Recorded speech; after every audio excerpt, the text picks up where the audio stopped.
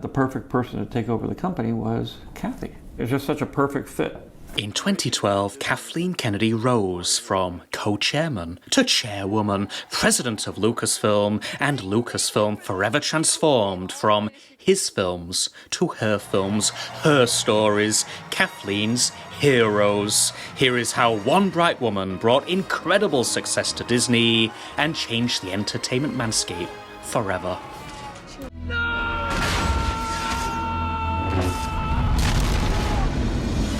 Again, it's like poetry, so if they rhyme. Every stanza kind of rhymes with the last one. The prequel trilogy was not poetry, it was a syllabus for a course on white male privilege. The Phantom Menace opens with a scroll no one remembers and a woman captain. Progression. Not really. Within seconds, she takes orders from two hooded figures. As it turns out, the privileged phallic protagonists. The galaxy may be a long time ago and far, far away, but it is just as white and just as male as the Milky Way. All the action, all the plot, is all about Obi-Wan and Qui-Gon, an old white male Jedi Master and his young white male apprentice. When they run into another one, the chosen one, is it her? How about him? Could it be? No, then let's wonder who it is. Of course, a white boy wonder. The Phantom Menace is not a menace, but a misogynist, and the Phantom really is white. Where was the diversity in 1999? It was here. The girl in Leon as Queen Amidala. At least this time a queen, not a princess, but still dressed up like a sci-fi blow-up doll. Why does she have ears longer than Scooby-Doo's? To show her role is not to speak, but to listen and make babies. Missa called Jar Jar Binks. Missa, your humble servant. Is this the sound of representation? Yes, if by representation, Jar Jar Binks represents nails on a chalkboard. Excuse me. The accent is as triggering as the hyenas in The Lion King, and his character as deeply offending as Robert Downey Jr.'s in Tropic Thunder. What do you need, you people? The Gungan Mr. Bean is obscene, and every scene he's in is an affront to humanity. Attack of the Clones, Revenge of the Sith, whatever title Boy George put on it, all the same. Padme, bed me, Anakin woos her like Romeo. I don't like sand. And then she kills herself like Juliet. Only this time, Romeo gets to live. As a badass burnt-ass robot who conquers the galaxy. Jar Jar Binks, blink and you'll miss him. And you'll be happy you did. Mace Windu, Mace Windu. The diverse clones, more diverse canon fodder. The prequel trilogy, like the original trilogy, only had one winner. The white man. Women were wombs, and minorities were minuscule or ridiculed. Enter President Kennedy, the woman to finally bring justice to the Lucasverse.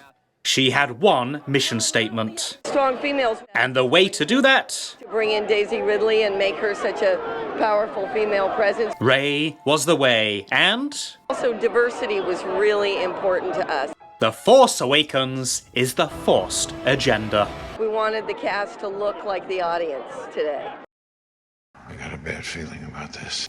6 Star Wars movies, 6 deadly sins. Queen Kathleen would not allow a 7th.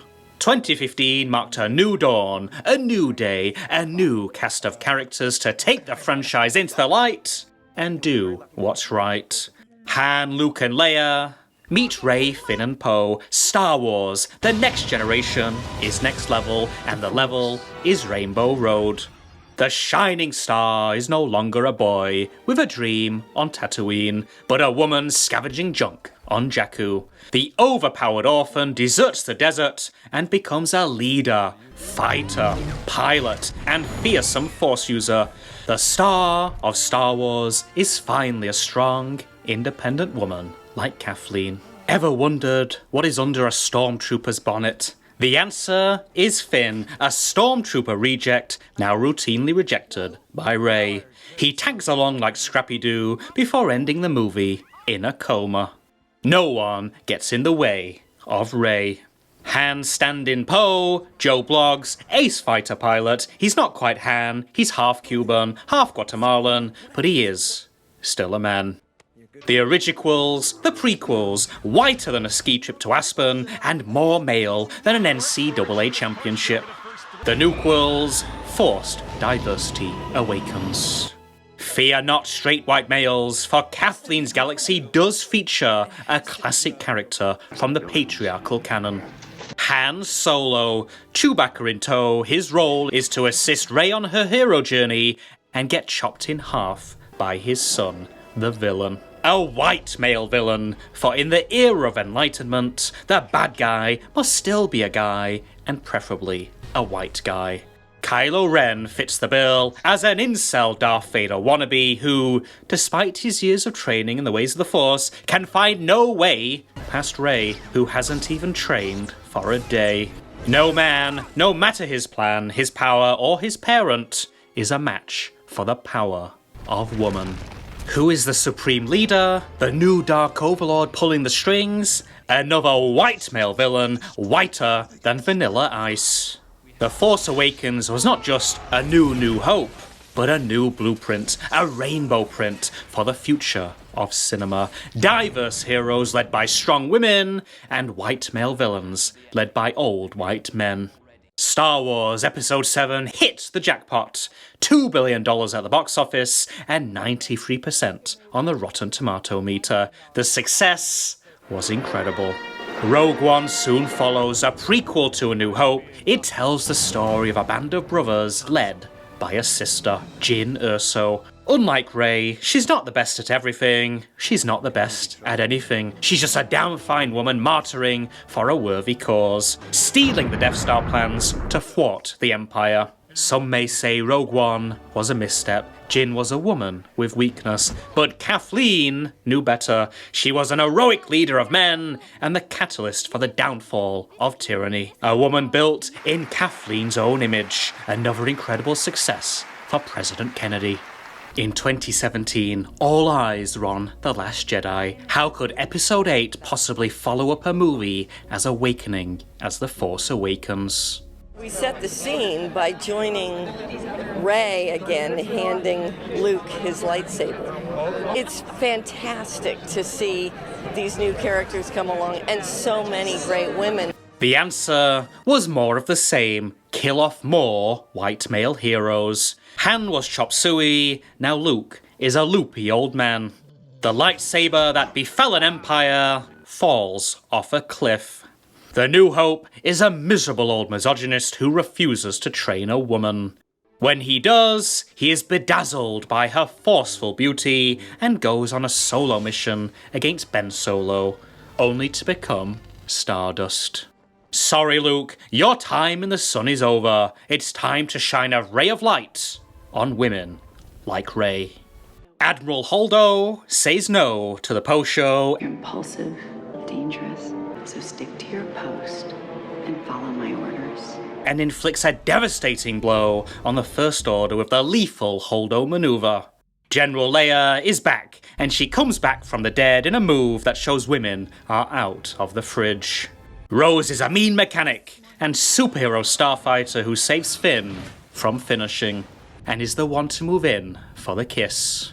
Snoke, the old white bloke, cut in half by a Kylo Ren who's questioning his identity. Are we the baddies? The heel turns face, tag teams with Rey, then makes another turn back to baddie.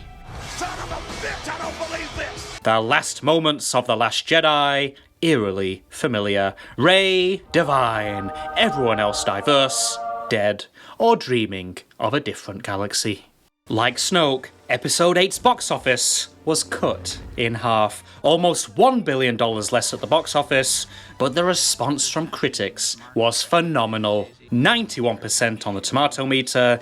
David Gonzalez in the Cinematic Reel opined, Star Wars, The Last Jedi was everything I hoped for and more. Another incredible success for the queen of the Star Wars scene. With this inclusion of these powerful new voices, we might just bring the world back to its senses and maybe, just maybe, shatter a few glass ceilings along the way. The Mando with no name, no face, and no future. Season 1 was a revelation, but Kathleen's ultimate plan was unveiled. I think when Gina came out on stage, and then the first clip that comes up, she's just, throwing this incredible punch. I think it's pretty great juxtaposition. A strong woman, played by an actual strong woman, MMA fighter turned actress, Gina Carano. The character of Cara Dune was charismatic, courageous, and fully believable, but Gina committed an unforgivable sin. She listed her Twitter pronouns as beatbotboot and cited Godwin's Law on Instagram.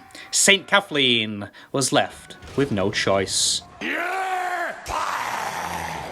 Gina was too strong and too independent. All was not lost for women. Season 2 heralded the arrival of a new queen, a new Kathleen, the big boss, Bo-Katan. After woman-handling Mando and calling him a Tin Man zealot, You are a child of a cult of religious zealots. she supports him in his quest, and then her own conquest.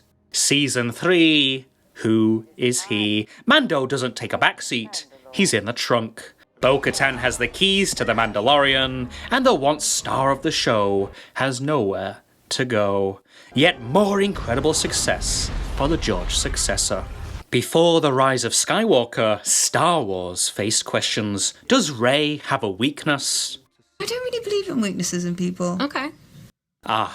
The traditional hero's journey had an arc. Before resolution, transformation, a lesson learned, and weakness overcome. Character development. Rey, no way. Her arc is as flat as a Darth Vader pancake. Nothing to learn, nothing to prove. She's perfection incarnate. In the Kennedyverse, women don't face a test. They are the test. In the final film, Emperor Palpatine is somehow wheeled out of Sith retirement to wage war once more on the galaxy.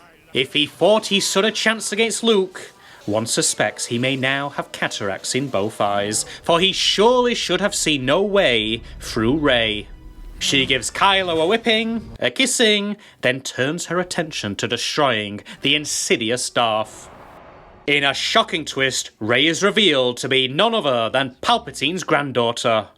Considering her divine power and strength, it would be no surprise if her parents were also Zeus and Hera. The old white Palpatine stands no chance against a young white woman, and the Emperor evaporates. Rey's unquestionable power reigns over the galaxy. Star Wars, it turns out, was not about him, or even him. It was all about her. The last chapter scored an impressive 86% on Rotten Tomatoes and took home $1 billion, the lowest of the new trilogy, but Kathleen Kennedy's incredible success had brought justice to an unjust universe. In 2022, she brought justice to the past by bringing back Obi-Wan Kenobi as a middle-aged white male hunted down by the ravenous Reva. In a move that booked Kennedy convention, Reva was the villain, working with the Grand Inquisitor to kill any remaining Jedi. Obi-Wan has forgotten how to use the Force, and by the end, Reva forgets she is a villain. One can hardly wait for Season 2, the rise of Reva, and the relegation of Kenobi. After burying Han Solo, Luke Skywalker, and neutering the Mandalorian and Obi-Wan, there was just one last straight white male standing. Dr. Indiana Jones, the most iconic adventurer in the history of the movie business. A cross between James Bond and David Attenborough, the high-octane archaeologist was adored by beautiful women, hated by evil men, and dynamite at the box office. Steven Spielberg and George Lucas were in charge of the first 4 films, with Kathleen as an associate and producer. Now, with Steven and George out of the way, she would have the final say on Indy. In the Dial of Destiny, the archaic adventurer is 80 years old, and following the Kennedy blueprint, he's a miserable old bastard who has lost everything. His marriage broken down, his son 6 feet under, all his students hate him, and his globe-trotting days long gone. The perfect foil for the perfect woman, Phoebe Waller-Bridge. She swoops in to steal his thunder, steal his MacGuffin, and steal his movie. A genius archaeologist and fearless adventurer, Helena Shaw has no weakness and no journey. She is Indiana Jones' answer to Rey. She has her own agenda, and they end up going on an adventure, but not the one that she proffered to him in the beginning. This time, Kathleen doesn't kill Indy, she simply takes away all the qualities that made him so iconic and gives them to Phoebe. The fifth and final Indiana Jones was hailed by progressive critics and loved by rotten audiences. As of July 3rd, 2023, it has taken home $142 million at the box office. A weak opening, but an incredible success and wonderful triumph for social justice and Kathleen Kennedy. After more than a decade at the helm of Lucasfilm, President Kennedy has left an indelible mark on Star Wars and Indiana Jones. Disney will never be the same again. White male heroes, history, perfect progressive protagonists, hello there. The hero's journey is now a straight line to the top. 2012 was not the end of the world, but the beginning of a new one. Future generations will look back and say, Queen Kathleen, it was your reign and Rey that brought about real change. You killed our heroes, but you gave birth to modernity. Thank you. You can actually blog about what we're doing and how we're messing things up.